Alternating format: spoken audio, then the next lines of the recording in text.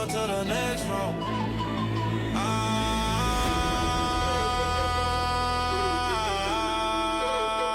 Yeah. Welcome to the next row. From the field on my way to the next row. Welcome to the next row. Ladies and gentlemen, welcome back to Next Row. Our next guest is a very special guest. I mean, this guy, in my opinion, was probably one of the best players I've ever seen, one of the best players I've ever been up against, and he deserves to go in the Hall of Fame. Ladies and gentlemen, please welcome Justin Smith, the Cowboy. What's up, Justin, Bird? what's up, baby boy? Hey, man, look, where'd you get the nickname Cowboy from? How did that happen? Where'd that come from? That was old P-Town. He saw my cowboy boots one day. Pretty easy, low-hanging fruit nickname. Saw my cowboy boots, called me Cowboy. The Cowboy boots. Did you embrace that name? Shit. I mean, everybody just called me Smitty before or whatever else. So yeah, I like Cowboy. I like, P-Town was a funny dude, man. He had a nickname for everybody in the locker room. So he nicknamed me too. Oh man, I missed that guy. And those of you who don't know, P-Town was Paris Harrelson. He was one of our most liked teammates when we were playing in San Francisco. And he's no longer with us. He's resting in heaven. But he was not only was he a great person, he was a great player, tremendous player. He's one of the guys I competed with every single day. Oh yeah, you guys went after it, boy. Yes, we did, man. I miss him dearly, man. And Justin, you played with some legendary teammates in San Francisco. Is this someone in particular that really pushed you? I mean, I don't know about really getting pushed. When I got to San Fran, I was already going into my my 8th year, and I was just tired of freaking losing.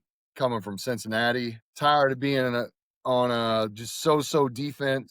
They spent all the money when I was in Cincinnati on the offensive side of the ball with Carson Palmer, Dad Johnson, all our linemen. So just coming to San Fran with, all the young talent that we had at the time, Patrick Willis, Hall of Famer. Carl Bowman came in later, but Takeo Spikes, Paris Harrelson, you just talked about, Ray McDonald, Kenny Lawson, Sean Goldson, some of those other guys we picked up later at safety, cornerback, we were loaded, Carlos Roger, all those type guys, dude. We had dudes everywhere. Offense had dudes everywhere. And just being part of that young team, because San Fran wasn't worth a damn either. Mm-hmm. When I first got there, San Fran wasn't good. I was coming from a bad team. I just wanted to win.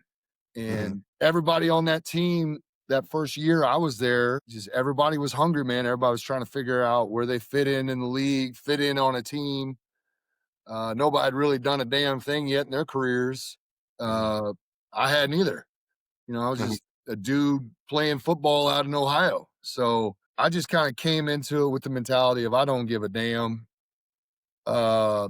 This is going to be my last contract. I'm going in my 8th year. How long do you really get to play at that level? 10 years is what everybody's kind of shooting for when they first get in. So I was no different. I was like, man, anything after 10 is gravy. So I really got these 2 years that I know I can most likely get. So let's see what happens. And then, Singletary came along, Mike Nolan got fired, and the team just started gelling, working hard. And then when Harbaugh got there, just kind of pieced it together. And it kind of went from there. Yeah. No, I feel that. So when you look at the teams that you've been on, how many teams? Two different teams, right? Just two, yeah. Two different teams. When you look at Cincinnati and you look at the San Francisco 49ers, what was the big difference between those two teams from a defensive standpoint? Obviously, I know San Francisco had some dynamic players, but could you feel the difference in just everything when it comes to that defense? Yeah, I mean,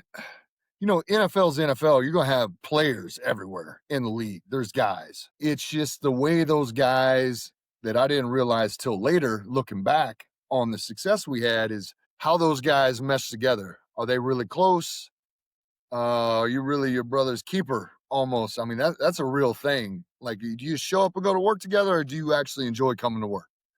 And I think it was just, I think Scott McCloughan, Trent Baalke and those guys, they kind of recognized that, especially Scott McCloughan bringing a lot of these pieces in from other teams and drafting players of guys that were just hungry and just about, playing football. Their old saying was, I want a guy that's all ball. And it seemed like that's what it was. And we all got along and shit just started clicking.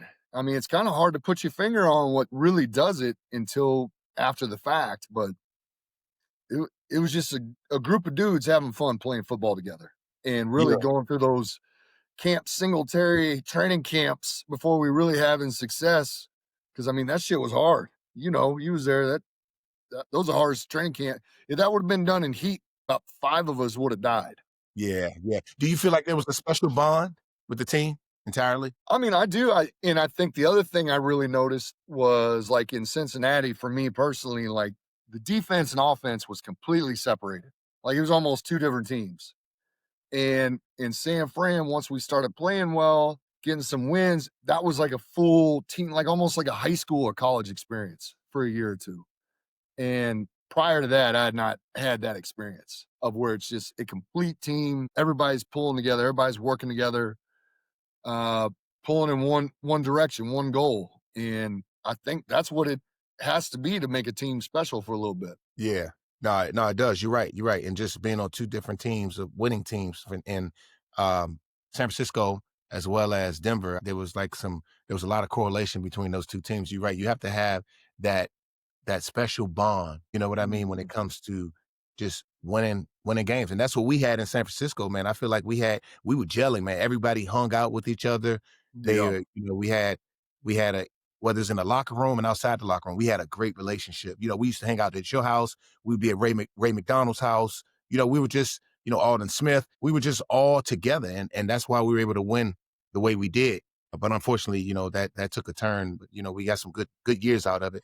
Looking you know what I mean? But looking back, Justin, I know that maybe this is this question, maybe this is redundant, but is there any offensive lineman that you would say gave you some competition? Like who would that be? Oh shit. I mean, hands down, the one guy I did have a bond with when I was younger and playing was in Cincinnati. His name was Willie Anderson. And Willie Anderson is a Hall of Fame tackle in my mind.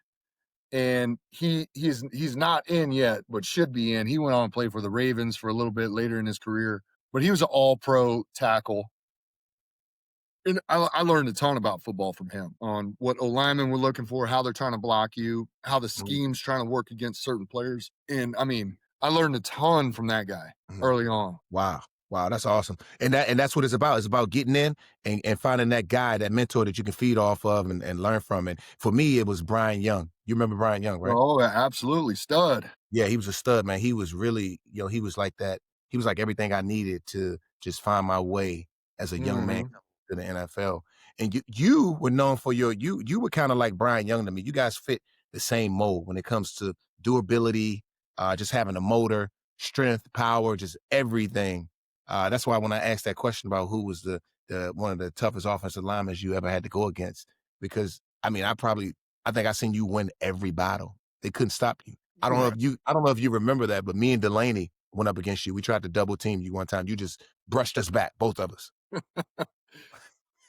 I don't know about that. You all were strong as hell too now, but You just took both of us at one time, man. But I what just was had the biscuits and gravy weight on you.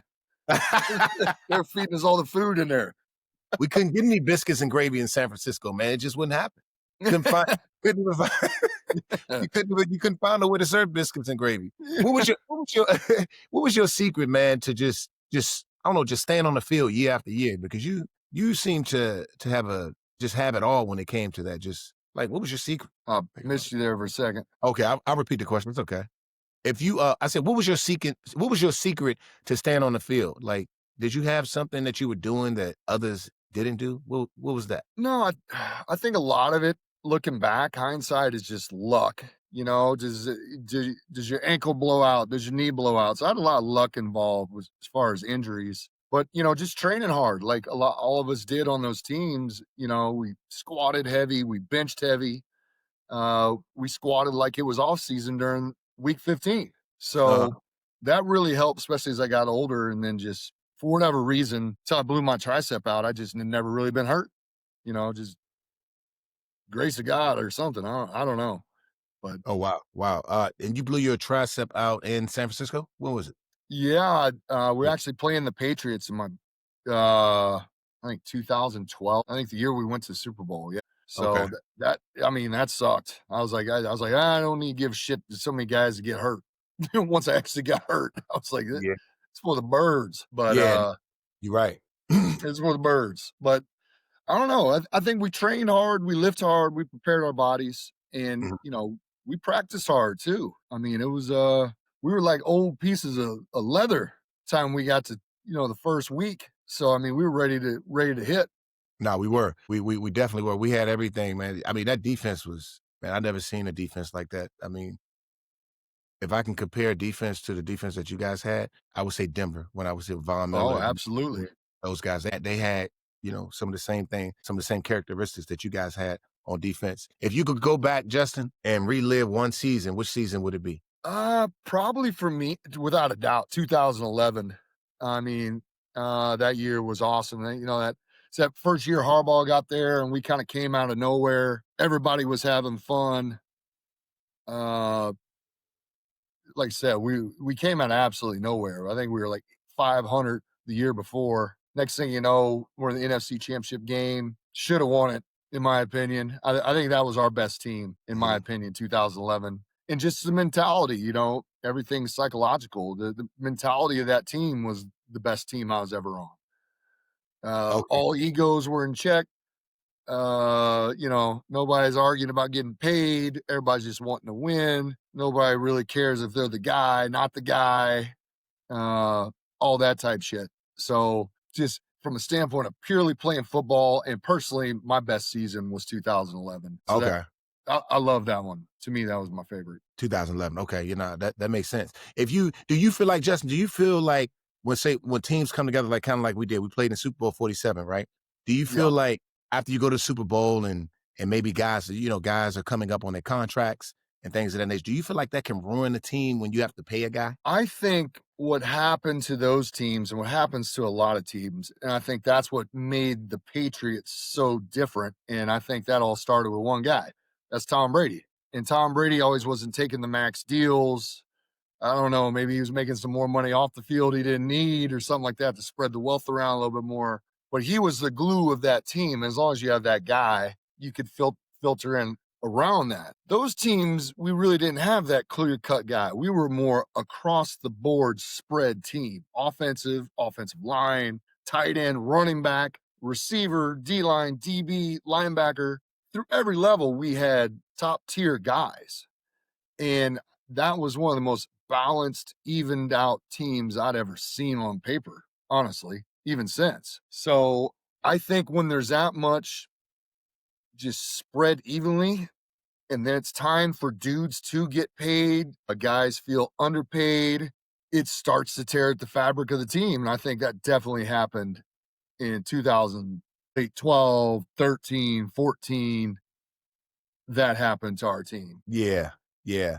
I just hate seeing that, man. I don't like seeing that because especially if you have a good thing going, you have this team that we have right now that we went to Super Bowl 47 with. Let's just keep it here. But it's a business. I get It's a it. business, man. Yeah, Right? it's I mean, everybody's gotta get paid, everybody's gotta eat, and that's why you gotta strike when the iron's hot, or you're gonna be mhm, sitting in, your living rooms like us talking about it. You know what I mean? exactly. It's a window. You have a window of opportunity. Yeah, because I would go back and give everything for that Super Bowl we played in, man. Super Bowl 47. I would just go back, man, because like you said, a lot of guys could go 14, 15 years and never have a chance to make it that far. Well, shit, even that, you have a Super Bowl, if I'm not mistaken, right? You got Oh the yeah, I looked up and one fell in my lap. Yeah, pretty Yeah, much. yay, you got one now. So it's like, but let alone that happened for you twice. Went to the Super Bowl, one Super Bowl. Dude, there's guys that hardly ever went to the playoffs. Tequila Spikes that Mm, we played with, a dog, a leader, a men of men, right? A warrior out there. He never even went to the playoffs. mm, mm. So you have to understand, like, when you get those opportunities, you got to seize it. And some guys come to these teams where they're going, think of some of these Patriot guys back in the day that just came in, they went to the playoffs, every year, and then all of a sudden they're traded or they're on another team. You never hear about them again. Think all the receivers that left those teams and they just like vanished into the ether. You know what I Yeah. mean? So you got to understand, like, to be a really good team, like, what your role is, how important you are to that role, and how you fit in. I think that's how some of those dynasties are able to do it. And like I said, I think we were just spread talent wise so evenly across the board. Everybody was just wanting their slice of the pie, understandably so. Yeah, yeah. No, no, I get it. I definitely get it. But Justin, as you continue to go on in your life, I know you reflect on those moments just as much as I do. And you know, we've had a good run. But there's also so many other things that we're doing now in our life that gives us happiness. You know, football gave us happiness, gave us joy. That's why we did it. There was something in it. But now you have a lot of other things that you're into. I know you enjoy outdoors. What's your favorite outdoor activity today? Well, I mean, right now I'm living in Florida, so it's a little bit different than when I was in Missouri on a farm. But I like being outside, man. I like it down here in South Florida. You got the beach, you got the sand. You can be outside year round, and just mainly just revolves around my kids and then being in sports and stuff like that. Just like you got going on. Yeah. Yeah. I know you retired. You mentioned that you wanted to live off the grid. I don't know if you remember that. I think you said that in one of Oh your yeah. reports. So have you been living off the grid? How's that been? Well, basically, well, the media grid for damn sure, and they can have that stuff. But Um, like, as far as living off the grid, no, I'm back here down in the city now. But I mean, I moved down here basically just so my boys could be at a really good program in football in high school. uh, So that's basically what I'm doing right now. okay. Do you miss the spotlight? Do you miss it at all? Hell no. Yeah. Hell no. They can have that junk. Did you miss it after your first, maybe like say your first year away from football? Did you miss it a little bit? I'd say my biggest thing was like I couldn't watch pro football. Like I would like my first 3 or 4 or 5 years, actually, I'd be watching a game and just be like, I'd be getting like worked up and like watching what the D linemen are doing wrong, and just like I couldn't stand it. So I just turned the shit off, go do something else. Yeah, yeah. So And I can yeah, actually no, watch it like a spectator now. Like I'm so far removed now. It's easy to watch. yeah, no, you like me, Justin. I feel like I'm the type of guy. I've always been like this, man. I don't know why, but I feel like what we're doing, what you did yesterday is gone. It's in the past, right? You can't. Right. It's done. It's over. So Yeah. now it's on the now, right now. What am I doing right now that's going to benefit myself, my family, my legacy, and make my future what it needs to be right now. And like you said, right now, working with the kids, doing things for them. And that's something we learned too from football: selflessness, being able to Oh, do things absolutely. for other people, and that transfers over to our kids and our family. And you know, I applaud you for doing that, man. That's a beautiful thing, man. And you're living you're living you're living the life, man. And I can attest to it because I feel the same way like you. Um, what I'm doing now is extremely important to me. Absolutely. I mean, that's the main thing. I mean, I kind of liken it to guys that just talk about the past all the time or the games. It's no different than just talking about your high school glory days all the time too. Like, that shit's it's over and done with, man. You got to move on, find out like your new purpose in life. No, absolutely, absolutely. I love that, man. Um, and before we go on, Justin, I want to remind everyone that they can have this interview and everyone that I've done sent automatically to their phone. All they have to do is hit that little follow button right there on Apple and Spotify. And if you're on YouTube, follow us as well. Justin, you made a. I remember I remember if they made. No, you didn't. But did you ever do anything you never did when it comes to media, did they ever have you did you ever have like your own you never been into media, right? Like television things of nature. Did you ever have like your own show or did the camera ever follow you around practice or anything of that nature? Definitely no show. Yeah, they'd mic you up in practice and stuff like that. The stuff you were kind of obligated to have to do, like little 49er TV stuff every once in a while. But I mean, for me, it was just, I kind of like not having people know exactly who the hell I was off the field and just kind of like, this is a phase of life playing in the NFL. And then once it's over for me. And then I'll be a spectator like everybody else and enjoy it. But I was never one to be like, I'm going to parlay this into something else. Right. Mhm. I was like, once this is over, this aspect of my life, this shit's over. And then I'm going to completely go figure something else out to do. So that Yeah, just kind of was always my mentality from day one when I was a rookie. I mean, I remember back in the day when media wasn't even really a big thing, I'd see Chad Johnson starting to create his own alter ego because you could tell he was trying to parlay it into something else. Good for him, great for him, and he has. But like, I just never wanted any part of that. yeah, yeah. And what are some of the things you're doing now, Justin? Like, I've known you. It's hard, man, sometimes to see. And I tell everybody this: when I was playing football, like when we walk into that building, that locker room, dude, it's no nonsense. Of course, we have moments when we're not in meetings that we play, but we're coming to win. We're coming to work, right? Right, It's hard to really see sometimes what the talent that someone else has outside of the game of football. All you see is right. the athletic, the athleticism in the player. But what is it? What are you doing now? Like what is it that piques your interest? What's keeping you busy other than raising the kids? Oh, the kids and I dabble in some stuff. Had some business ventures going on like that. Stay busy with that, but I kind of keep all that stuff personal about what I'm doing. And, mainly right now, one of my biggest focus is trying to help my oldest son. We were talking about our kids before we went on live here about helping them, guide them, and helping them be able to sidestep. Because, like you just said, a lot of the NFL smoke and mirror stuff of the Sunday game. I think a lot of guys are probably, when they first get to the league, you're a little bit amazed, just like kind of how boring and routine and unglamorous that shit really is. It's work. You know what I mean? And you're going in there to do a job and you're competing, like you said, against the best athletes of the world. And it's interesting you said that because you do start walking in every morning. You don't even realize how great and physically talented the dudes you're going against every day are. It Mm, just becomes that's the dudes in the locker room. But I mean, it's eye-opening when you're out of the NFL and you're away. My biggest thing for me, challenge transitioning away from football was you went from walking into a room every morning in a locker room every morning for years of right. some of the baddest, toughest, most physically gifted dudes in the world. So you just back out on your own, walking around and people don't think how you think, talk how you talk, or kind of live how you live, and it's kind of like a isolating moment of where you got to figure your own shit out quietly and move forward on your own path. Are you excited about where you are in life right now? Do you feel like you're going to continue to build on what you put in place now? Absolutely, and I think that's it's being a parent's a lot like being a good teammate. It's not about you. It's the sacrifice for building people up around you and making sure they're fine, they're okay before you worried about your own damn self.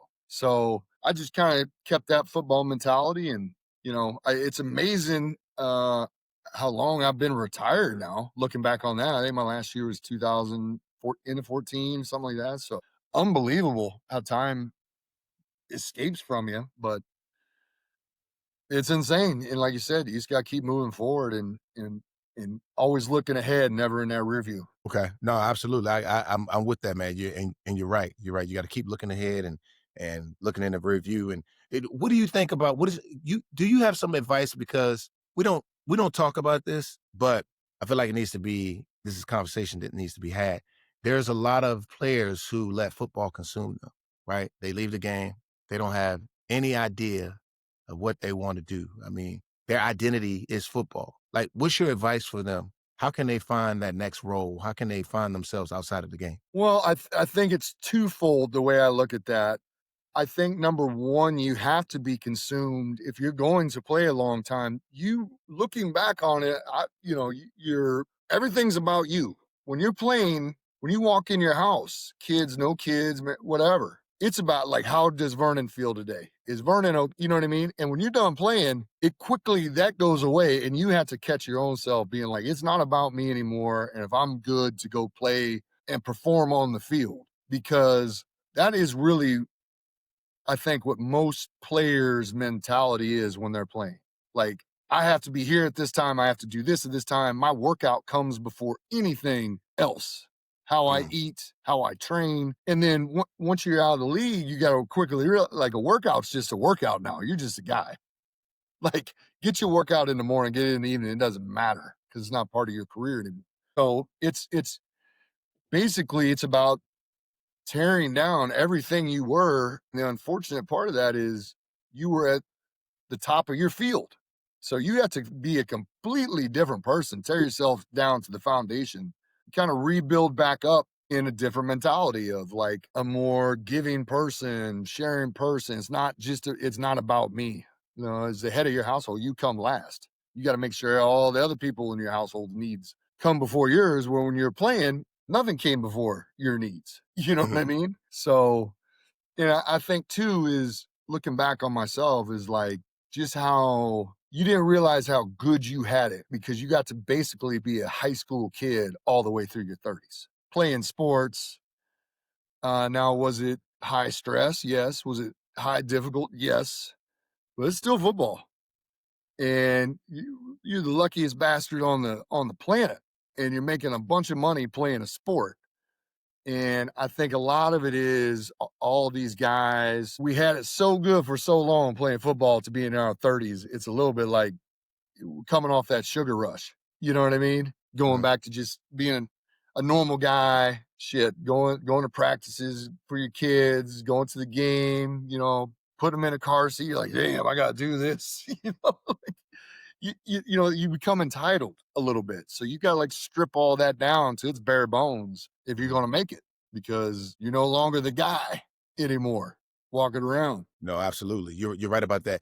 What about the guys? What do they do? What's some advice for some of the guys who are trying to figure out what to do with their money?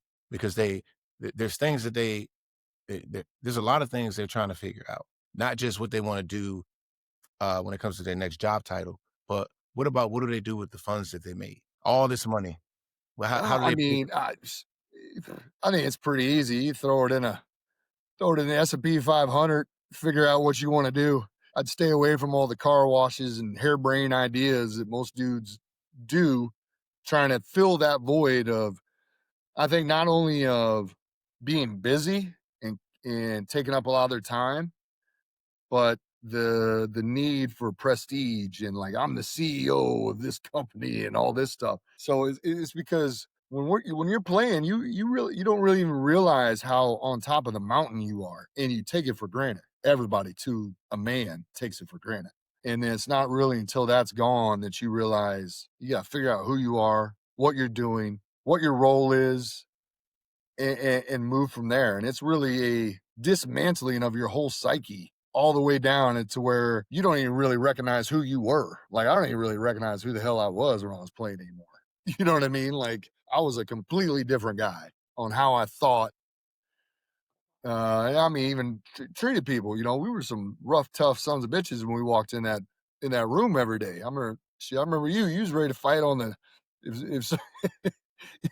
if somebody butt in front of you in the chow line, you was ready to throw down. So I mean, that's just how you got to be, and it's a total dismantling of that, so you can operate not only as a dad, a husband, whatever you're doing, but just in society, because that's not how society works. So it's just a complete nuts to bolts starting over, which is interesting, and it's a challenge, and it's fun. Yeah, no, you're right. And a lot of things, like we play this game. I look at a lot of guys, from my brother on down, a lot of professional athletes. Sometimes we walk around and we live as if like everything's free, right? Oh, yeah. Not to pay for anything. We can leave our doors unlocked and just hop in the car and just drive. Like, we're not worried about nothing, and that's how we leave. And you get into a habit of like, okay, this is gonna last forever, but it doesn't.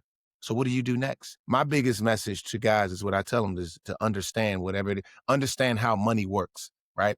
The three vehicles of investing, from your paper assets, which is your portfolio in the bank. Then you have real estate, and then you have the brick and mortar projects, the brick and mortar, right? As well as things that we create, like from clothing and products, things of that nature, right? Understand that stuff. Understand how it works. Understand how to read P&Ls, right? When you're looking at a business, what are the core things that you're looking for before you invest in the business, especially when it comes to private equity? A lot of guys are getting into private equity, but do they understand how private equity works? They're usually the exit liquidity. Right. They're people they're who the founders unload on is who they usually are in private equity. Exactly. You can put 100 things in a room, Justin, but that don't mean it's going to work. And a lot of times guys get excited over, oh, this is X, Y, and Z. It's amazing, but it's it's probably not going to work. I You think know? we're easy targets for that too, professional players, because most of our 99% of shit in most professional athletes' lives has worked out, right? Make it Mhm. you made it to the top. You made it to the league. You defied all the odds. So you're like, why wouldn't this just keep happening? You know what I mean? So I think a lot of times that mentality is exploited on athletes because you believe all you're going to do is just keep rolling, sevens and 11s. That's Mhm. all you've been hitting. Mhm. So I don't know. I think it's the quicker you can humble yourself while you're playing, and for sure, as soon as you're done playing, is a huge recipe for success moving forward.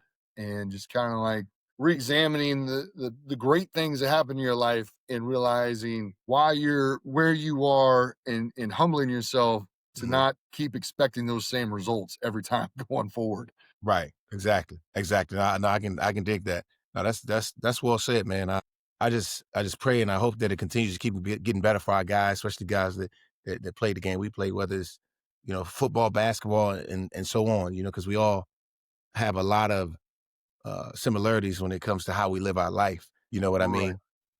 If the 49ers made a movie, Justin, who would play you? Who would play me?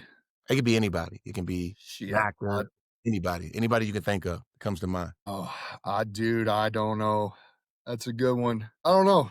I think you'd be better answering that one. Shit, I don't know. What about Will Ferrell if he could be a serious actor? Kind of had that same dad bod when I was playing. I was let the old gut flare out a little bit. Because But a lot of people don't know you had some great comedic timing, Justin, when we were playing, man. I mean, especially Alden Smith. You stayed on top of him, man. You would get him all the time. I remember the day. I think I remember the time you poured some water in his sunroof, trying to get him to get his act together. Remember that? yeah, Was it? You were a great mentor for that kid, man. You really was. yeah. I mean, dude, we had a ton of fun, and I mean that's the part about it. And I think that's the thing is I realized as years ticked by after I got done playing, I was like, first I was, you don't know what to do with yourself, you a little pissed off, your career's done. And finally I came to, at least for me, I realized like, man, I was lucky as hell to have those experiences that I had. As long Mm, as I had them. Till I was 35 years old, I was basically a kid.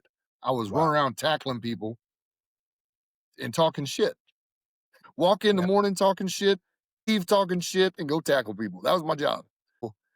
How lucky is that? You know what I mean? And it's once you realize that and you come to the appreciation, I call it the appreciation stage, just like, holy cow, that was unbelievable. And now Yeah. it's like you just got to figure out what to do. I mean, around some of the funniest dudes, most athletic dudes. I mean, we had a hell of a time all the time. Look at that. Traveled around. We played in London. It's a great experience. I just kind of look at it more with like, damn, that was awesome, as opposed to, oh man, I wish I could go back a little bit, or wish I could still play like when you first got done. And now you can truly appreciate the whole experience. And it was what it was. It was awesome. Yeah. And you mentioned funny dudes, right? Who was the funniest dude? Which teammate had the funniest prank? Oh shit. I mean, like we were talking about, Paris Harrelson was hilarious. That dude just talked all damn day. Demetric Evans was funny. I mean, all you guys were funny, man. We would just sit around and bust each other's chops all damn day. You're trying to act all serious on this podcast, but you're not serious, dude. You funny as hell. I mean, we would just crack up all damn day. We were all clowns. I mean, we were all kids. I mean, you really look back on it, especially early on, we were in our 20s with a little couple bucks in our pocket. I mean, it's comical. And it's comedy that most of us made it out alive. Right. Yeah. You're right about that. Lucky we made it out alive. You're right about that. And me still to this day, Justin, I never let that go. That part of me that I took from the locker room is still in me. It's gonna be there forever. Even with my kids, they'll come in, they'll walk in the house today, and they're like, "Daddy, why are you so silly?" I'm like, "What you mean? I'm just a I'm a big kid." Big kid, man. Big kid. You got to keep that on, even though we do have these serious things that are going on in our life where we have to be fathers and we have work. We have to make a means, make ends meet, but we still have to to keep that in us.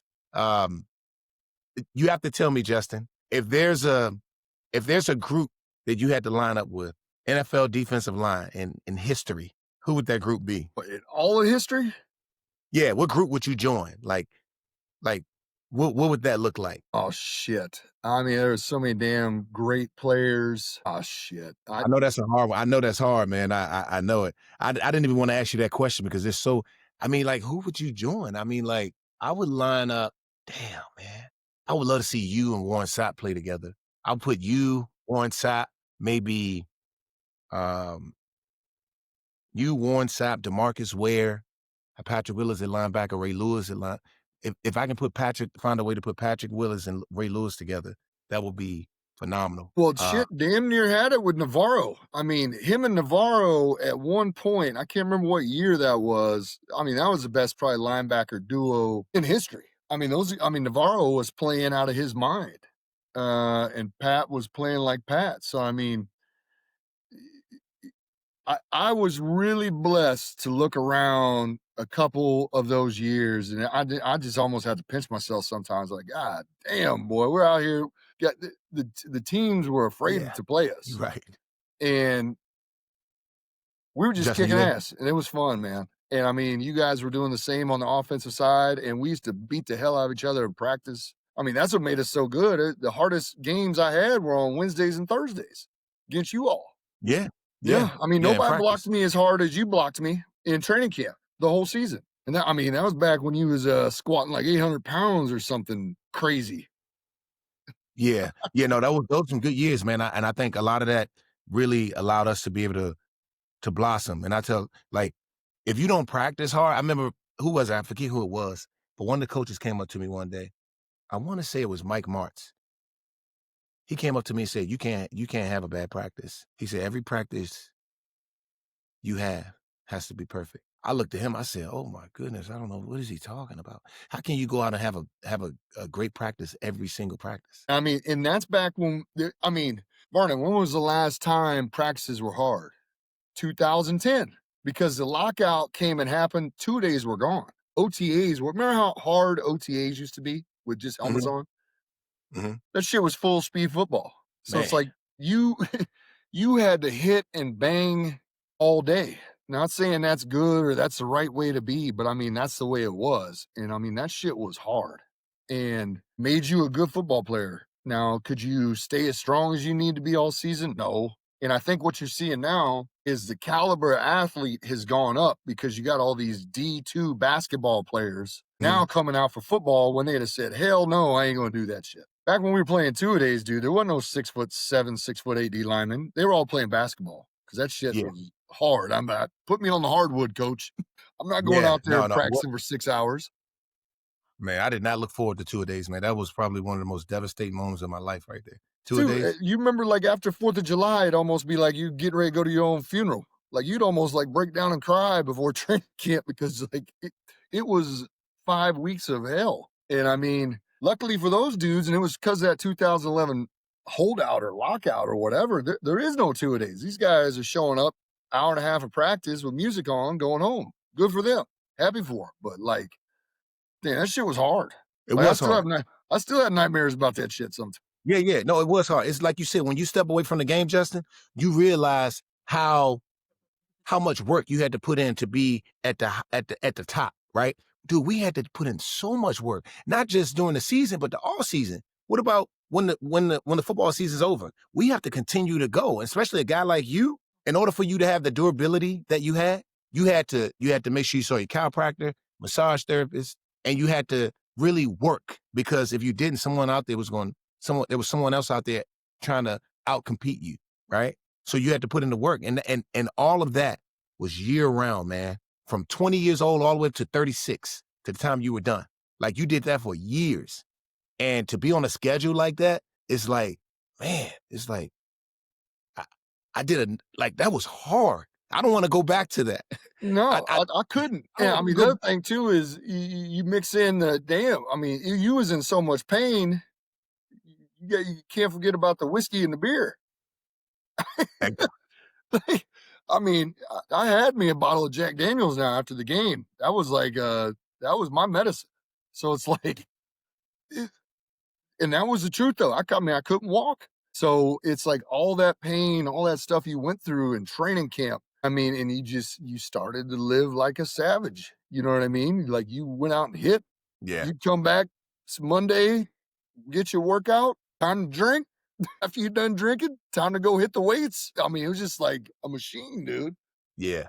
Yeah. It And was nothing. and that's the thing. And that's why I tell my son now he's playing football. I say, hey, you better train now and get your stuff in because you're gonna come up against some dudes like the dudes I played against and some dudes how I was. And I said, I don't know if you're ready to hop in that ring yet with somebody like me. Yeah. Yeah. No, I said, you absolutely. may know karate. I know crazy, buddy. Yeah. Karate. I know crazy. What's Justin, you were known to be one of the toughest guys on the football field. What's something that fans don't know about you? I mean, I'm pretty much am who I am. I mean, I don't have any, I don't like can't sing and dance on my days off or anything like that. But like, I mean, we were just that's what we did. I mean, that's football through and through, man. It was pretty much what you see is what you get with a lot of that team, I think. A bunch of hardworking dudes, hitting dudes. And that's it. I mean, we worked hard, we played hard, man. And we got it in and had fun along the way, and that's pretty much it. No, that's amazing, man. That was you really talking to you really took me back to those days, man. I don't get there's not a lot of there's not every day. It's not every day where I'm able to like get in front of some former teammates and guys I know and talk football because like you said, we're so busy in our next role, right? We got so many other things we're doing with the kids and the real estate and all those other major avenues that you've tapped into. So it's hard. So this is really comforting for me and being able to catch up with you, man. So I thank you for coming on Next Row and sharing, dropping some gems because this has been amazing, man. But before we go, Justin, I want to tell everyone if you like what we're talking about, make sure you follow me on Instagram and Facebook at Vernon Davis 85 for more. Stay tuned. Thanks for being on Next Row. Thank you, Justin. Thanks, Vern. Thanks, buddy. Yeah, absolutely. Good to see you, bro. Hey, good to see you, man. Welcome to the next row.